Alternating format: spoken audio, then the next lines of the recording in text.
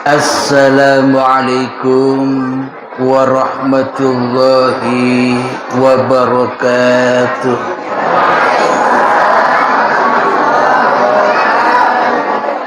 Assalamualaikum warahmatullahi wabarakatuh.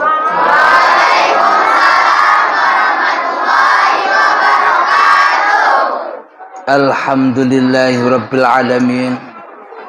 Ashhadu an la ilaha illallah wa ashhadu anna Muhammadur Rasulullah. Allahumma salli ala sayyidina Muhammad wa ala ali sayyidina Muhammad. Rabbi israh li sadri wa yassir li amri wahlul 'uqdatam bil lisani yafqahu qawli. Amin. Bismillahirrahmanirrahim. Salam hormatku buat para jamaah atau remaja masjid Mushola Hudalil Muttaqin. Salam hormatku buat para tokoh-tokoh masyarakat. Salam hormatku kepada para kiai, para ustadz yang ada di daerah ini. Semoga kita semua senantiasa selalu mendapatkan syafaat dari Allah Subhanahu wa ta'ala. Amin ya rabbal alamin. Sebelum kita mulai kajian di pagi yang indah ini, marilah siapkan, kemahkan di dalam nyawa, kemahkan di dalam jiwa, kemahkan di dalam hati, kemahkan di dalam roh, dan kemahkan di dalam kehidupan ini dengan kalimat-kalimat thayyibah. Subhanallah walhamdulillah wa la ilaha illallah wallahu akbar wa la haula wa la quwwata illa billahil aliyyil azim. Subhanallah walhamdulillah wa la ilaha illallah wallahu akbar wa la haula wa la quwwata illa billahil aliyyil azim. Subhanallah walhamdulillah wa la ilaha illallah wallahu akbar wa la haula wa la quwwata illa billahil aliyyil azim.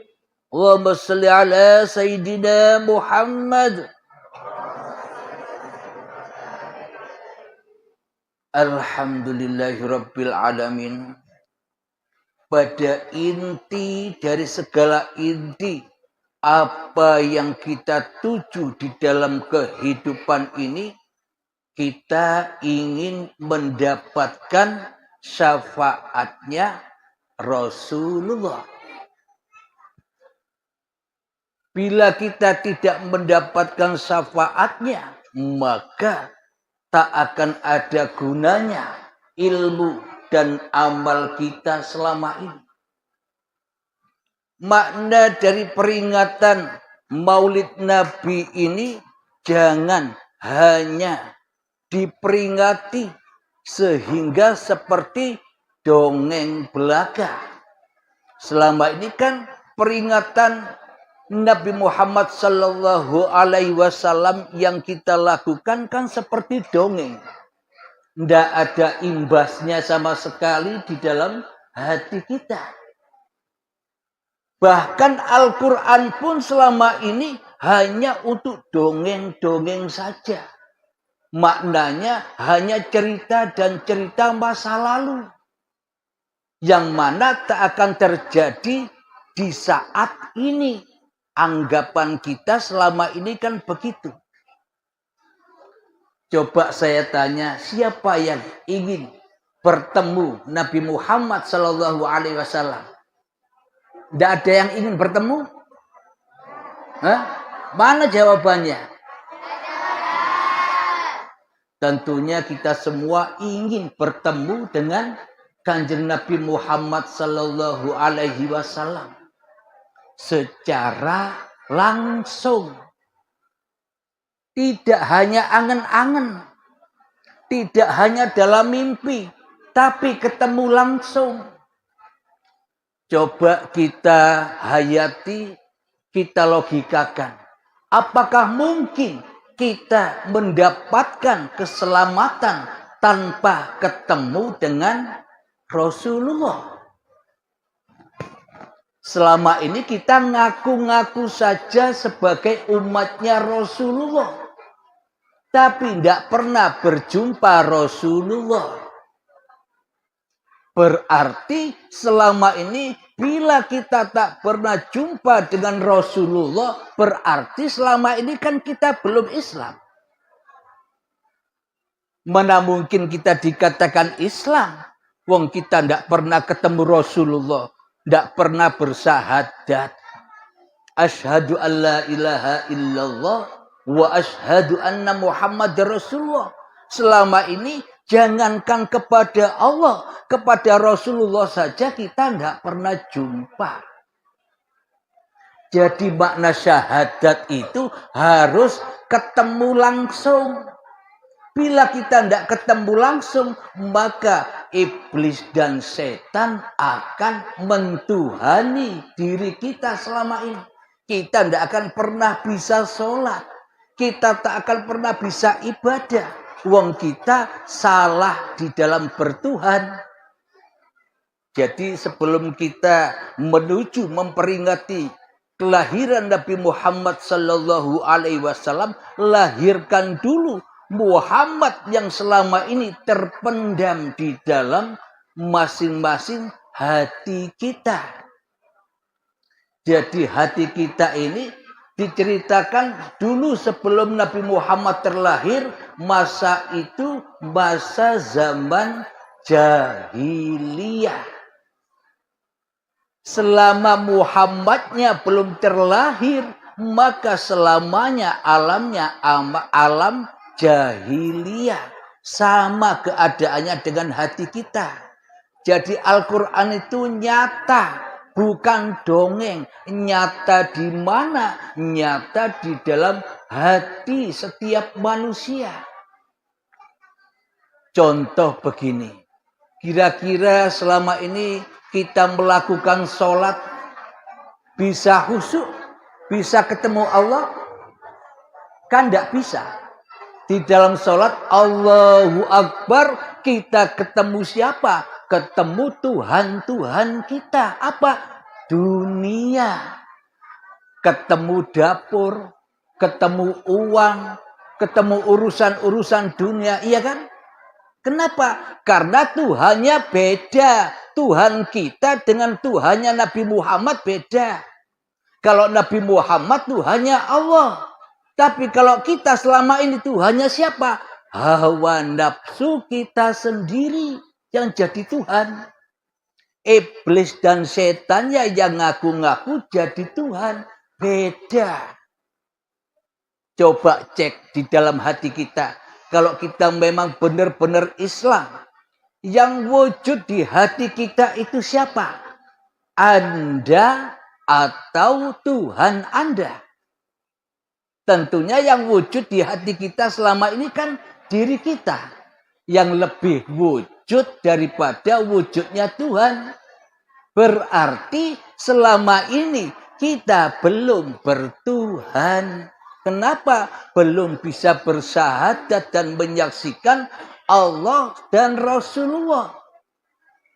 Kenapa selama ini peringatan-peringatan tentang Rasulullah hanya cerita-cerita doang?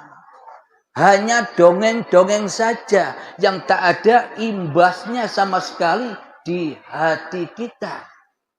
Jadi pentingnya memperingati hari lahirnya atau bulan kelahiran Nabi Muhammad itu, yakni hakikatnya memperingati kelahiran kita sendiri.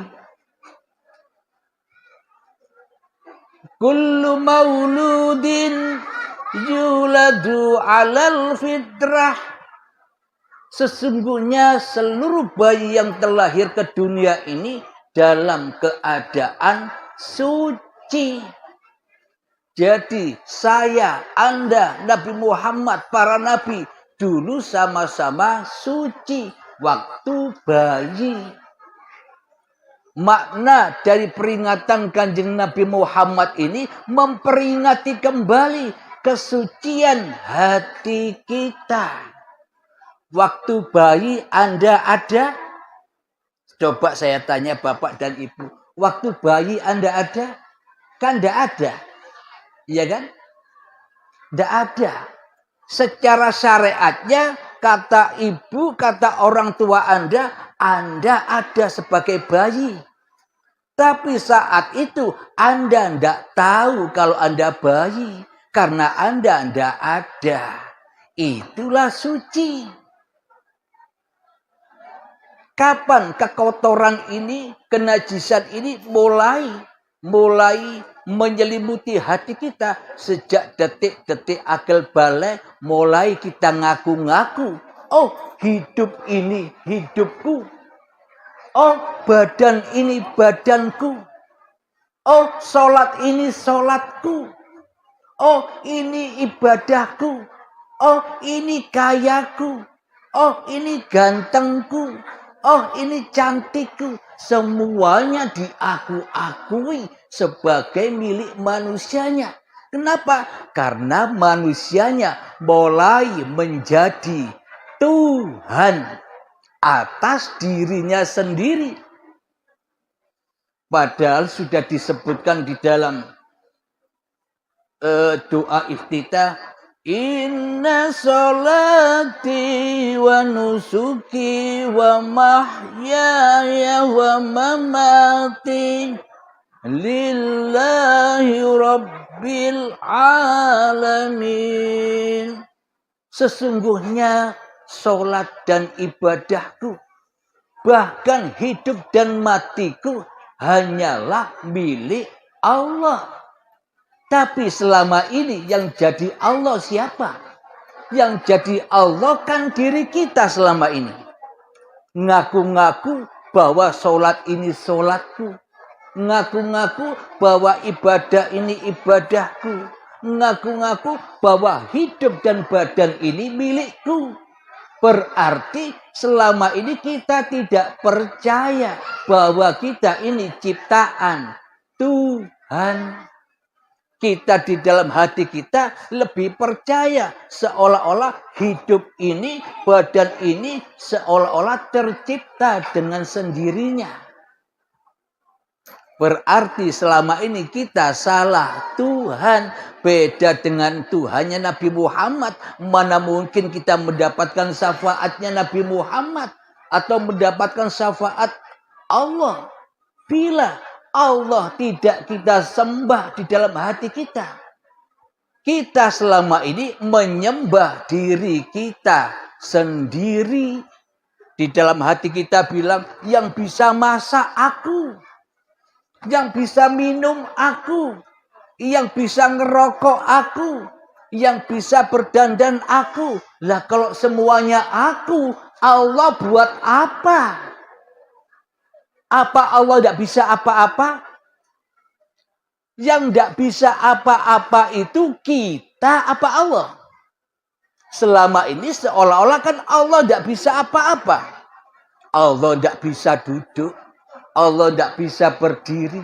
Allah tidak bisa sholat. Allah tidak bisa ibadah. Allah tidak bisa masak. Allah tidak bisa ngerokok. Terus yang jadi Tuhan siapa sebenarnya? Anda apa Allah? Bisa diterima pemahamannya? Bisa dipahami? Nah, jadi untuk memperingati kelahiran Rasulullah, kita harus tahu diri kita ini siapa dulu. Diri kita ini kan hanya wayang. Diri kita ini kan hanya makhluk. Tapi di dalam hati kita prakteknya kita jadi khalik daripada berpraktek menjadi makhluk. Coba dengarkan, ini loh Tuhannya Nabi Muhammad, biar tahu Anda. Biar dapat syafaatnya, dengarkan ya. Muhammad, bukan kamu yang lempar, aku yang lempar. Muhammad, bukan kamu yang memanah, aku yang memanah, kata Allah. Berarti Muhammadnya harus ada apa enggak ada? Muhammadnya harus hidup apa enggak hidup? Muhammadnya harus berkuasa atau enggak bisa puasa? Berarti kalau dijabarkan begini, Muhammad, bukan kamu yang masak, aku yang masak. Muhammad, bukan kamu yang duduk, aku yang duduk. Kalau dijabarkan ini ya. Muhammad, bukan kamu yang sholat, aku yang sholat. Siapa Tuhannya Nabi Muhammad? Tuhannya Nabi Muhammad adalah hidup yang selama ini kita akui sebagai hidup kita. Itulah Tuhannya Muhammad Rasulullah. Berhubung kita mengakui bahwa hidup ini hidup kita, kita selamanya tak kenal Tuhan. Karena yang jadi Tuhan kita sendiri selama ini. Kita selama ini tidak sadar bahwa kita selama ini selalu memusuhi Allah. Ya enggak? Mbak Anda merasa Anda yang hidup, Allahnya mati. Allahnya goib, ya kan? Allahnya tidak ada, kan? Berarti kalau Anda mengaku Islam, coba pelajari di tauhid itu, Allah wujud kidam baqa muhalafatu lil hawadisi qiyamuhu binafsihi wahdaniyah kudrat irada ilmu hayat sama basar kalam qadiran muridan aliman hayyan sami'an basiran mutakalliman. Mohon maaf, tidak ada yang hafal ya. Tidak ada yang hafal. Tidak ada yang hafal, mosok kita mengharapkan syafaatnya Nabi, ya muhal. Ya enggak? Tidak kenal dengan Tuhannya, tidak kenal dengan siapa Rasulullah itu, masa kita berharap-harap pahala dan berharap-harap surga? Coba kita hayati. Anda sholat, Anda ibadah berharap-harap pahala dan berharap-harap surga. Sementara Anda tidak kenal, sementara Anda tidak pernah jumpa dengan siapa yang memiliki pahala Dengan siapa yang memiliki surga? Apa Anda dapat pahala dan surga? Tidak kenal dengan Tuhan yang punya pahala dan surga, kok mengharap-harap surga? Mimpi. Ya enggak? Selama ini kita mimpi. Sholatnya mimpi. Imannya mimpi. Tuhannya mimpi. Ibadahnya mimpi. Sholawatannya mimpi. Semua serba mimpi. Karena yang jadi Tuhan di hati Anda sendiri. Ya enggak? Allah wujud. Allah wajib wujud. Tapi di dalam hati kita selama ini yang wajib wujud siapa? Kan diri Anda semua.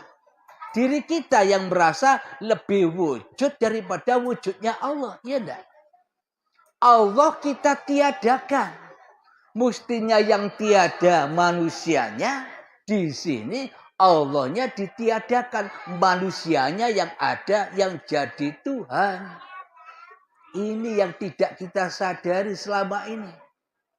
Kita selama ini mentuhankan setan tapi tidak terasa. Ini bukti bahwa kita selama ini beda Tuhan dengan Tuhannya Nabi Muhammad dan Tuhannya para nabi. Kira-kira bisa diterima keterangan ini? Bisa dipahami? Nah, kita di sini harus sadar diri. Coba. Seumpama saya usia 50 tahun. Abdul Halim, 50 tahun kamu. 50 tahun yang lalu kamu di mana? Ada apa enggak? Wujud apa enggak? Hidup apa enggak? Kan enggak ada Abdul Halim. Enggak ada wujudnya Abdul Halim. Enggak ada hidupnya Abdul Halim. Enggak ada kuasanya Abdul Halim 50 tahun yang lalu. Yang ada siapa? Yang ada uripe Allah, hidupnya Allah, hayatullah, kekuasaan Allah yang ada pada kedua orang tua kita. Kita tidak ada. Tapi selama kita mengaku ada di dalam hati kita, lebih ada daripada adanya Allah, maka selamanya kita ini bergelimang dosa saja. Kelihatannya sholat, tapi sholatnya dosa. Kelihatannya ibadah, tapi berdosa. Kenapa? Karena tidak pernah bertemu dengan Allah dan Muhammad Rasulullah. Jadi kalau ingin syafaatnya Allah dan Muhammad Rasulullah, ya harus kita bangkitkan. Apanya? Selama ini kan Muhammad Rasulullah kan dikubur. Dikubur di tiap-tiap hati Anda. Iman Anda yang dulu seperti bayi dikubur dalam-dalam. Sehingga apa? Sehingga Anda yang jadi Tuhan. Maka dari itu Anda selalu disiksa oleh Tuhan. Dengan disiksa dengan apa? Berbagai macam urusan-urusan dunia. Ditakut-takuti dengan urusan-urusan dunia. Maka dari itu lahirkanlah Muhammad Rasulullah itu di dalam setiap dada kita. Karena hamba Allah itu bukan Muhammad Rasulullah yang sudah wafat di Madinah sana saja. Hamba Allah itu seluruh manusia. Yang dikatakan Muhammad Rasulullah itu adalah seluruh manusia yang sadar di dalam hatinya bahwa dirinya ini hanyalah makhluk. Yang sadar di dalam hatinya bahwa dirinya hanyalah wayang, hanya baju. Masa baju bisa gerak sendiri? Kan tidak mungkin. Baju ini bisa bergerak sholat. Baju ini bisa pergi ke pasar. Baju ini bisa pergi ke dapur. Baju ini bisa pergi bekerja bila dipakai oleh pemiliknya.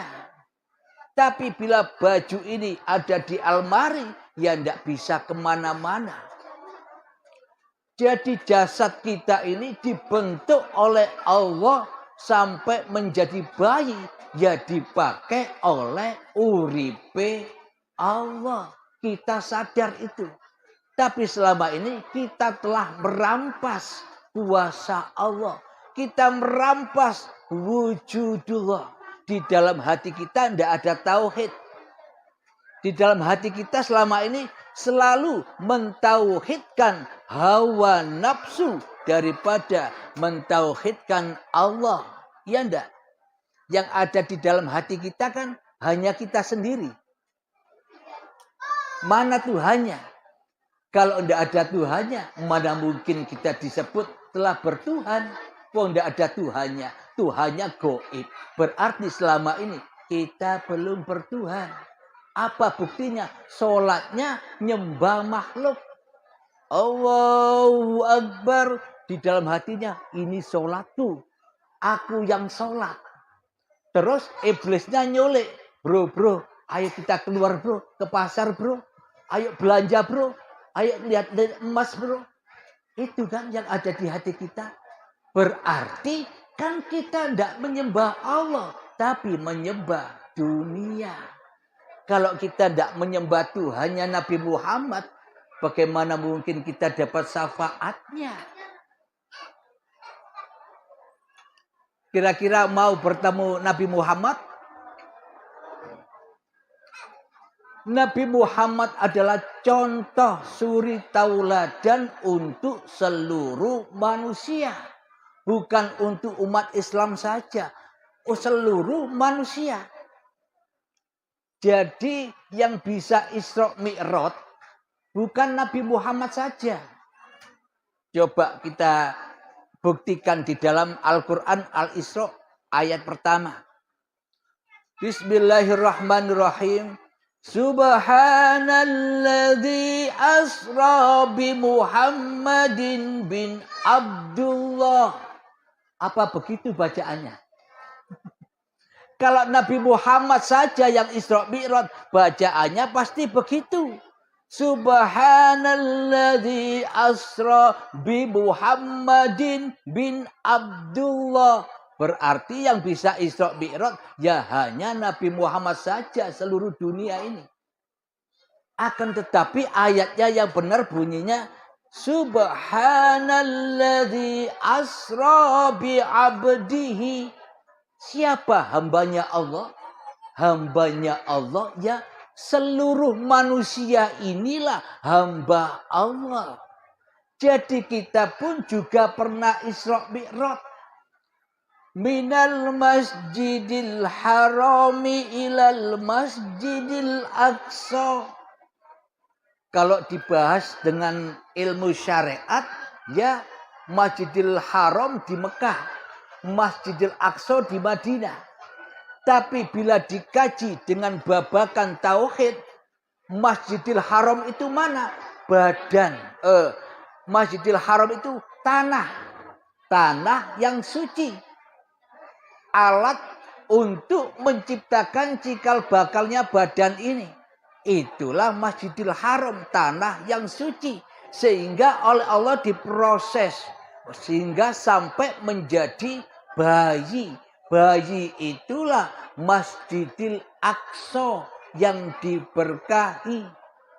Jadi hakikatnya seluruh manusia ya diperjalankan Allah. Tidak jalan sendiri. Tapi kita selama ini merasa dijalankan Allah apa jalan sendiri? Kan kita selama ini merasa jalan sendiri ya kan?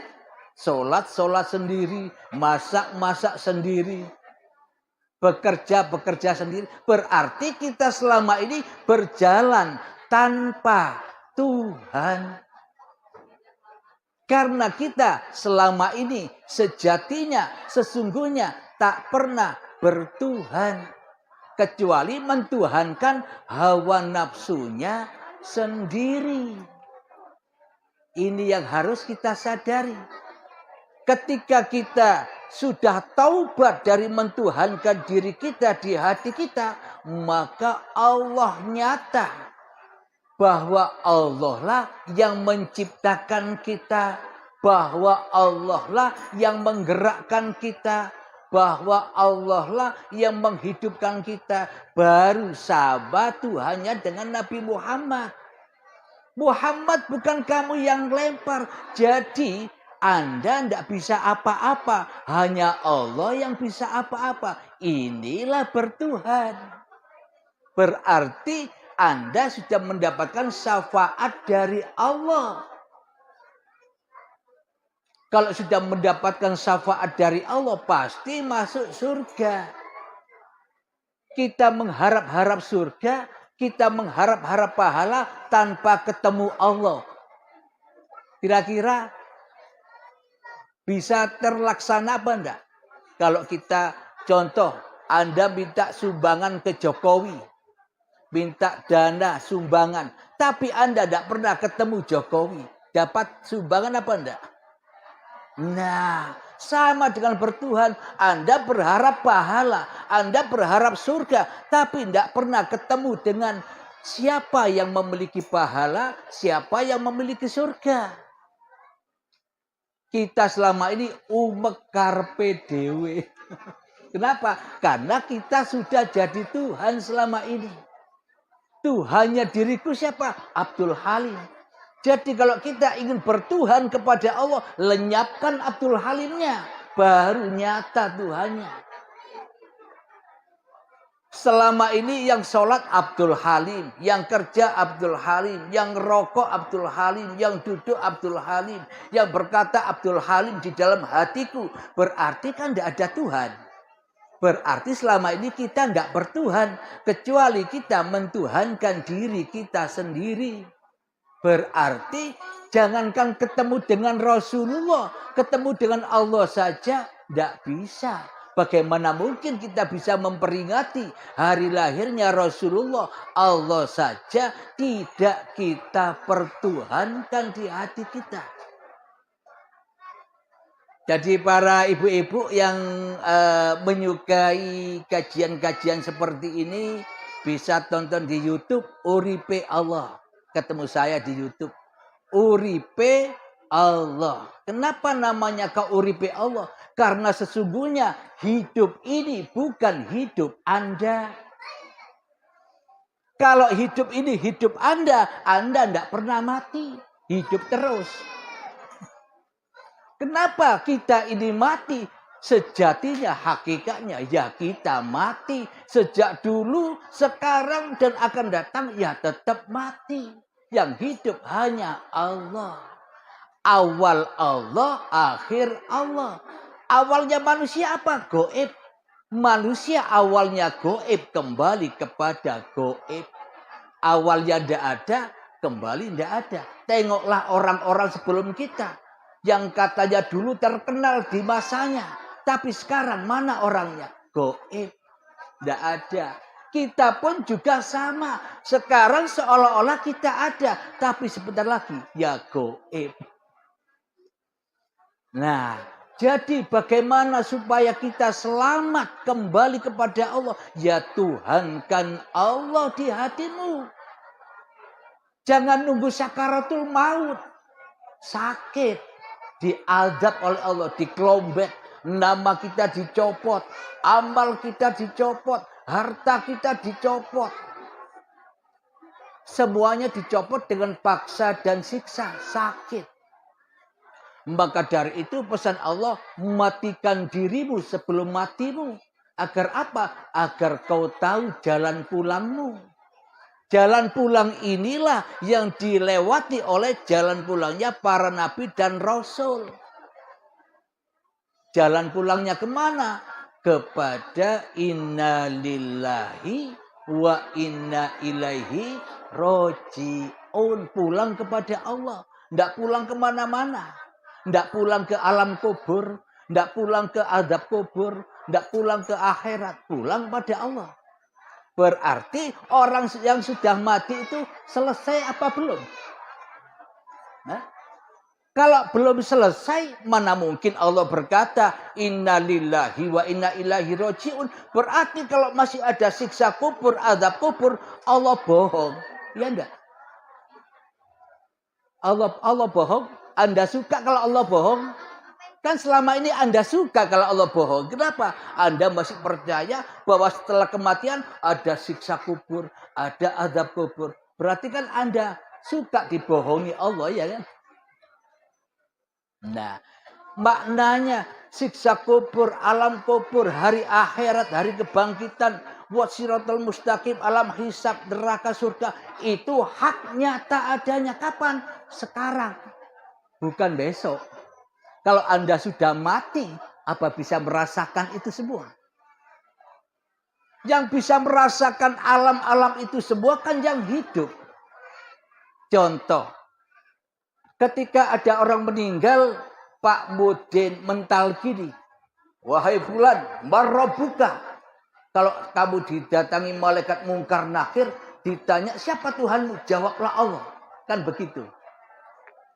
Logikanya begini, biar Anda tidak angen-angen. Contoh, ketika saya tidur nyenyak, Anda ada di atas saya bilang, ditalkin saya, wahai Abdul Halim, marrobuka. Kira-kira saya tahu. Saya tidur, ngorok. Anda menalkin saya. Kira-kira saya tahu? Respon? Tidak respon kan? Saya tidur. Apalagi mati.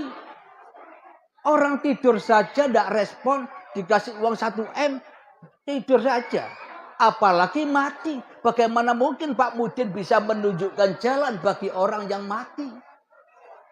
Sebenarnya yang ditalkin itu orang yang mengantar ke kuburan itu loh yang ditalkin. Yang hatinya selama ini mungkar. Memungkari kewujudan Allah. Ditalkin oleh Pak Mudin. Marrobuka. Sesungguhnya Pak Mudin ini menanggalkan marrobuka, bukan marrobu. Ini tidak tahu apa-apa. Ini sudah nikmat. Oh sudah tidur. Yang bisa ditanya orang-orang yang mengantar jenazah itu. Berarti kalau di dalam hati kita belum wujud nyata Allahnya, yang wujud masih manusianya, berarti kita selama ini tinggal di mana? Di dalam kuburan. Mana kuburannya? Badan ini loh, yang dari tanah ini kuburan. Setelah dikubur, jiwa kita disiksa, diadab. Kenapa? Tidak ada imannya. Diadab dengan apa? Diadab dengan ketakutan-ketakutan tentang dunia. Besok makan apa? Untuk anakku sekolah gimana? Takut. Selalu takut dan takut. Itulah adab neraka. Jahanam dari api yang tak berasap. Kalau api-apinya korek kan berasap. Kalau apinya sini lebih sakit lagi. Kalau Anda benci pada orang, kemakan gini. Sehingga menyakiti badan, akhirnya jadi penyakit. Karena di dalamnya banyak api-api nerakanya. Apa buktinya? Bahwa di dalam ini api neraka. Allah berfirman, bahwa sesungguhnya neraka itu berbahan bakar badan-badan manusia. Dan hati yang keras melebihi kerasnya batu. Hati yang bagaimana? Hati yang ingkar kepada Tuhannya. Apa maknanya? Cek hati Anda. Siapa yang wujud di hati Anda? Anda apa Allah? Kalau yang wujud Anda, itulah makna hati yang keras. Jadi bahan bakarnya neraka. Kira-kira ini tidak kepanjangan? Pak Ustadz? Masih kurang ini waktunya. Lanjut ya. Alhamdulillahirabbil alamin. Kira-kira bisa dipahami Bu, Bapak? Jadi di sini tidak usah cerita tentang kelahiran Nabi lagi. Maknanya dinyatakan di dalam hati kita kelahirannya. Disadarkan maknanya diri kita, seluruh manusia itulah khalifahnya Allah. Khalifahnya Allah itu ya sama dengan nabi-nabinya Allah. Khalifahnya Allah itu pun sama dengan rasul-rasulnya Allah. Anda selama ini tidak percaya kalau Anda Rasulullah. Tapi Anda lebih cinta. Anda menjadi rasulnya iblis. Jadi rasulnya hawa nafsu. Anda lebih cinta itu daripada menjadi rasulnya Allah. Sehingga di dalam hati Anda begini. Allah, kau diam saja. Aku ya bisa memasak sendiri. Allah, kau diam saja, aku bisa sholat sendiri. Allah, kau diam saja, aku bisa kerja sendiri. Kan begitu. Karena kita lebih cinta menjadi rasulnya iblis. Sehingga kita selalu diutus disuruh oleh iblis selalu menjauhi Allah. Berarti selama ini sholat kita nyembah siapa? Nyembah iblis, tapi tidak terasa. Inilah yang harus dibangkitkan. Jadi peringatan Nabi ini membangkitkan iman kita kembali yang selama ini terpendam. Bisa dipahami? Alhamdulillah. Jadi karena di dalamnya banyak api-api nerakanya. Apa buktinya? Bahwa di dalam ini api neraka. Allah berfirman bahwa sesungguhnya neraka itu berbahan bakar badan-badan manusia. Dan hati yang keras melebihi kerasnya batu. Hati yang bagaimana? Hati yang ingkar kepada Tuhannya. Apa maknanya? Cek hati Anda. Siapa yang wujud di hati Anda? Anda apa Allah? Kalau yang wujud Anda, itulah makna hati yang keras. Jadi bahan bakarnya neraka. Kira-kira ini tidak kepanjangan? Pak Ustadz? Masih kurang ini waktunya? Lanjut ya. Alhamdulillahirabbil alamin. Kira-kira bisa dipahami Bu, Bapak? Jadi di sini tidak usah cerita tentang kelahiran Nabi lagi. Maknanya dinyatakan di dalam hati kita kelahirannya. Disadarkan maknanya diri kita seluruh manusia itulah khalifahnya Allah. Khalifahnya Allah itu ya sama dengan nabi-nabinya Allah. Khalifahnya Allah itu pun sama dengan rasul-rasulnya Allah. Anda selama ini tidak percaya kalau Anda Rasulullah. Tapi Anda lebih cinta. Anda menjadi rasulnya iblis. Jadi rasulnya hawa nafsu. Anda lebih cinta itu daripada menjadi rasulnya Allah. Sehingga di dalam hati Anda begini. Allah, kau diam saja. Aku ya bisa memasak sendiri. Allah, kau diam saja, aku bisa sholat sendiri. Allah, kau diam saja, aku bisa kerja sendiri. Kan begitu. Karena kita lebih cinta menjadi rasulnya iblis. Sehingga kita selalu diutus, disuruh oleh iblis selalu menjauhi Allah. Berarti selama ini sholat kita nyembah siapa? Nyembah iblis, tapi tidak terasa. Inilah yang harus dibangkitkan. Jadi peringatan Nabi ini membangkitkan iman kita kembali yang selama ini terpendam. Bisa dipahami? Alhamdulillah. Jadi tanpa iman kita tak akan pernah bisa sholat. Tanpa iman kita tak akan pernah bisa ibadah. Contoh begini, bila Allah, Anda, kita tiadakan di hati kita, bagaimana mungkin kita bisa nyembah? Bagaimana mungkin kita bisa ngabdi? Sementara yang wujud nyata di dalam hati kita, hawa nafsu kita sendiri. Berarti kita selama ini bersujud nyembah setan. Apa buktinya hawa nafsu itu setan? Katanya Allah begini. Kata para tuan-tuan guru, kata para habaib, kata para kiai umumnya begini. Setan itu kan gaib. Tapi Allah menyebutkan di dalam Al-Quran. Inna syaitana lakum aduwwum mubin. Sesungguhnya setan itu musuh yang nyata bagimu. Siapa yang nyata di dalam hatimu? Coba saya tanya, siapa yang nyata? Kan Anda yang nyata. Ya enggak? Yang nyata kan diri Anda. Ya berarti Anda itulah iblisnya. Nyata. Enggak goib. Tapi bila iblis Anda goibkan, menang terus iblisnya. Anda mudah ditipu. Sholat Anda disesatkan. Ibadah Anda disesatkan, dibakar di neraka. Kenapa? Karena kita selama ini menjadi utusan-utusan iblis. Ayo, coba kita sekarang berlatih. Berlatih untuk melahirkan kembali Muhammad yang selama ini terpendam di hati kita. Coba kita belajar mengheningkan cipta. 3 menit saja. Ayo ya anak-anak diam ya. Mengheningkan cipta, masuk ke dalam diri. Temui hidup yang selama ini Anda akui sebagai hidup Anda. Coba kita mengheningkan cipta 3 menit saja. Bismillahirrahmanirrahim.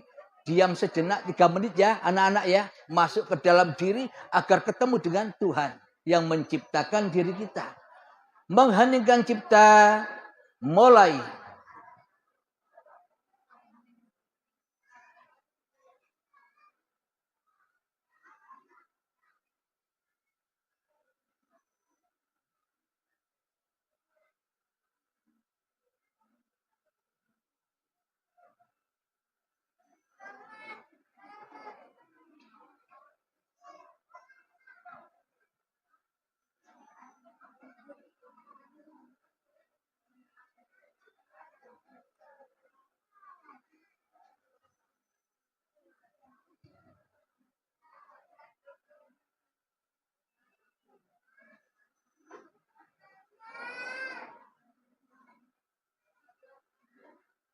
Mengheningkan cipta selesai.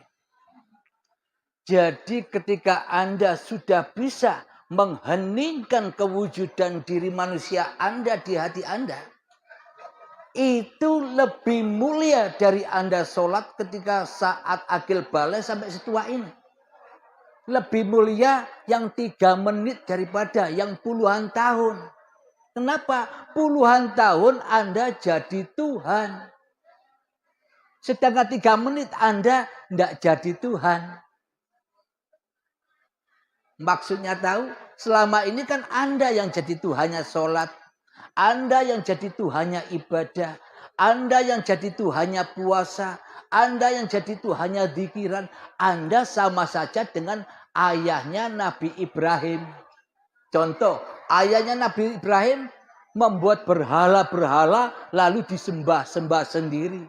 Sama, Anda sholat, disembah-sembah sendiri sholatnya ya kan. Anda ibadah Anda bangga-banggakan. Zikir Anda bangga-banggakan. Laku Anda mulia-muliakan sendiri ya kan. Apa sama dengan bapaknya Nabi Ibrahim. Buat berhala sendiri, disembah sendiri. Kenapa? Karena di hatinya belum ada Tuhan. Kecuali dirinya sendiri. Alhamdulillahirabbil alamin. Ayo kita buktikan bahwa hidup dan badan ini bukan milik kita. Ayo kita buktikan. Waktu bayi Anda ada apa enggak?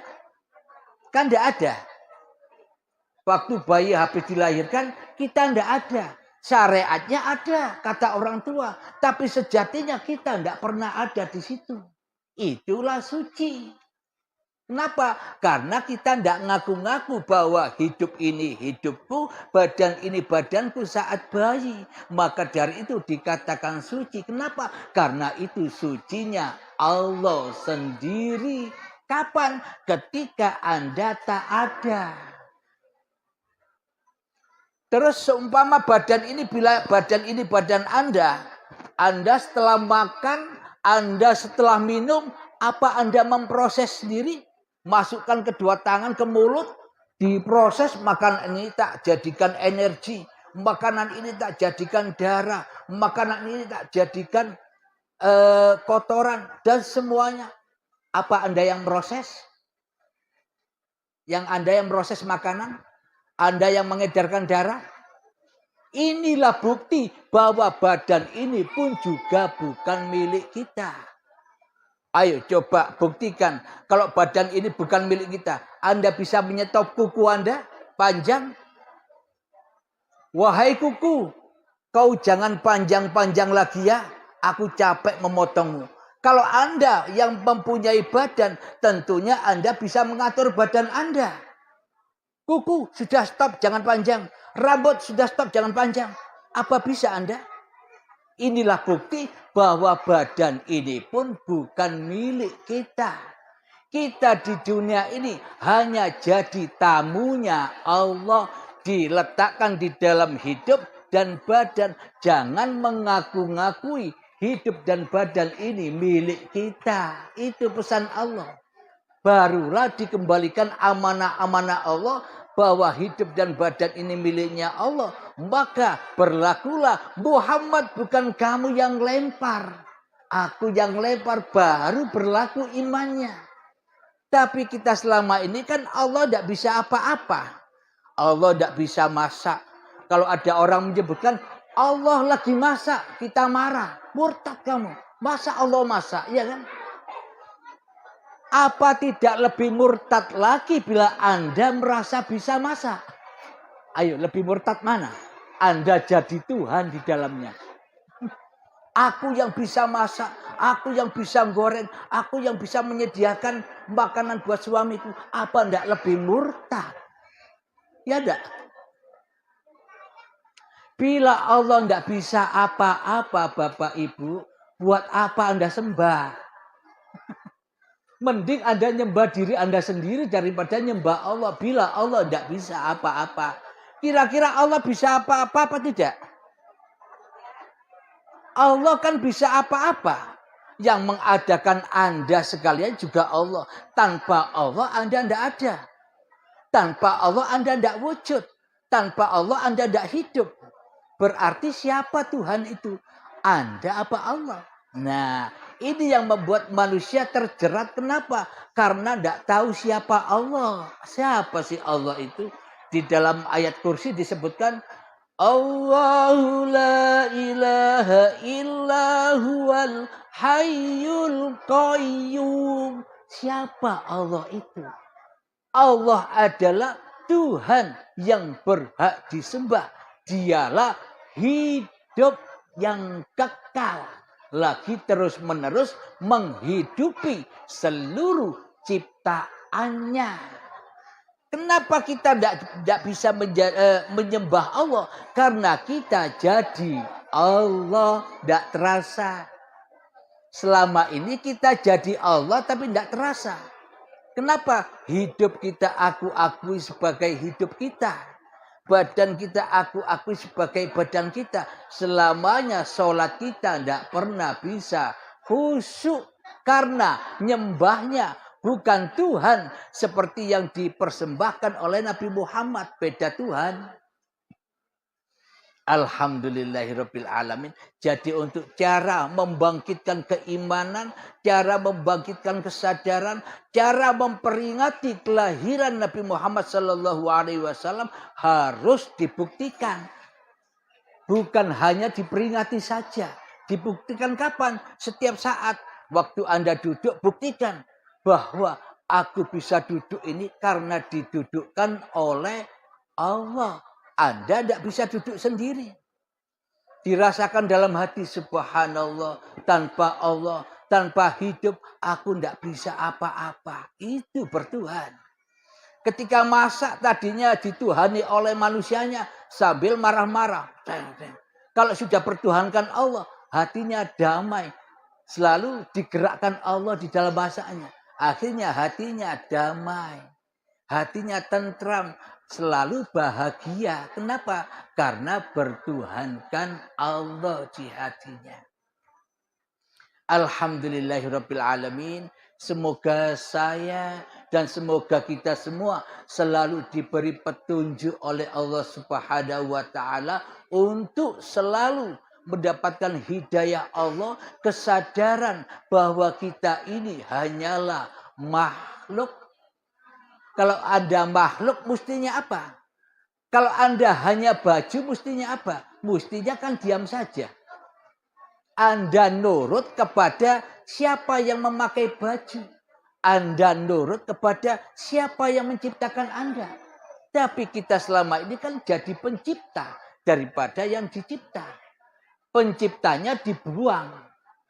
Ibaratkan wayang begini, wayang ya. Tahu wayang? Wayang ya. Kita dibuat oleh sang dalang dari kulit. Selama itu dibuatlah wayang ini, disamak kulitnya, dibersihkan, dikasih minyak, dikasih sabun, sehingga bersih, dikeringkan. Setelah dikeringkan, digambar, diukir, diwarna. Setelah jadi, saya namakan Abdul Halim. Terus wayang ditaruh di pelepah pisang, jebret. Wayangnya bilang begini, stop, cukup wahai dalang.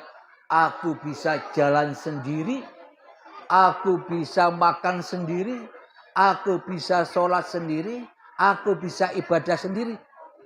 Kau goib saja. Selama ini kan kayak begitu, Bu.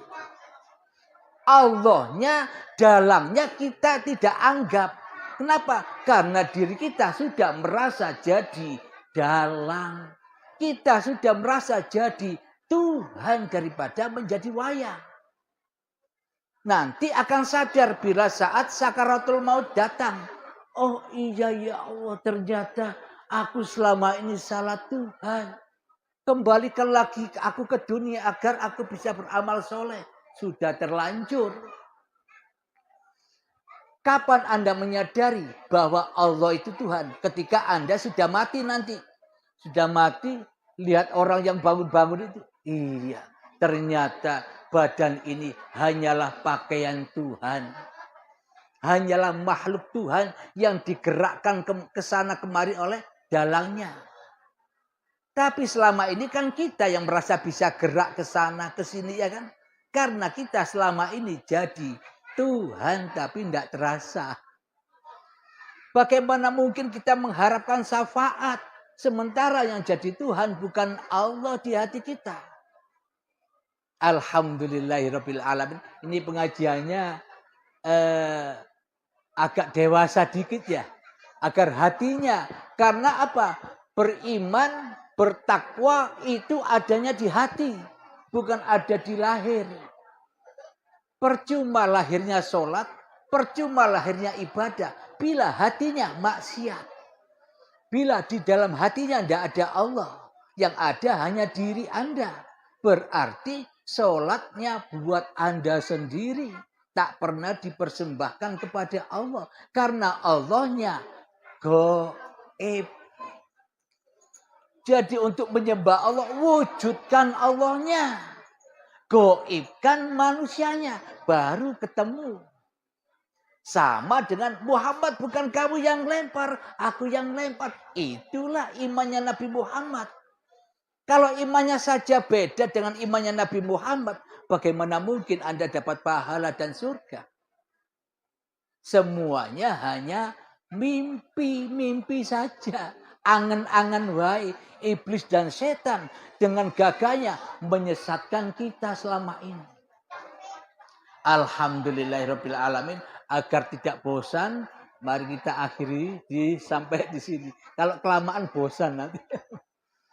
Ya Allah, semoga kita semua mendapatkan syafaat dari Allah.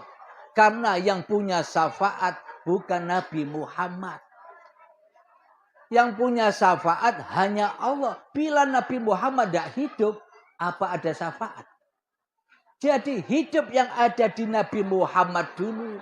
Hidup yang ada pada Nabi Adam dulu. Hidup yang ada pada diri kita semua itu ya sama. Uripe Allah. Hidupnya Allah. Tidak ada hidup kecuali Allah. Nah itu yang harus kita sadari. Semoga saya khususnya dan semoga kita semua bisa memahami semua apa yang dipaparkan ini. Sebelum kita akhiri kajian di siang yang indah ini, marilah kita gemahkan sholawat dolimin daf'ul bala. Agar hati kita terhindar dari dolim-dolimnya hati. Agar hati kita terhindar dari iblis dan setan. Allahumma sholli ala Sayyidina Muhammad wa asgili zalimin bizalimin. Lanjut kali ayat 40.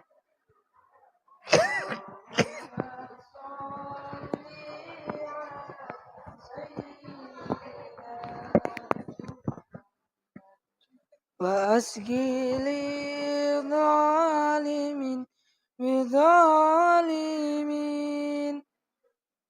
وأخرجنا من بين السالمين وعلى آله وصحبه أجمعين.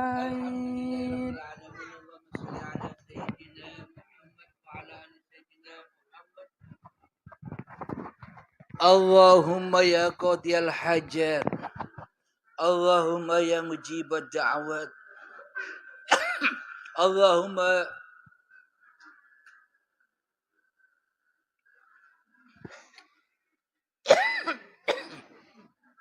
Rabbana atina fid dunya hasanah wa fil akhirati hasanah wa qina adzabannar. Wa sallallahu ala sayyidina Muhammad wa ala alihi wa sahbihi wa sallam.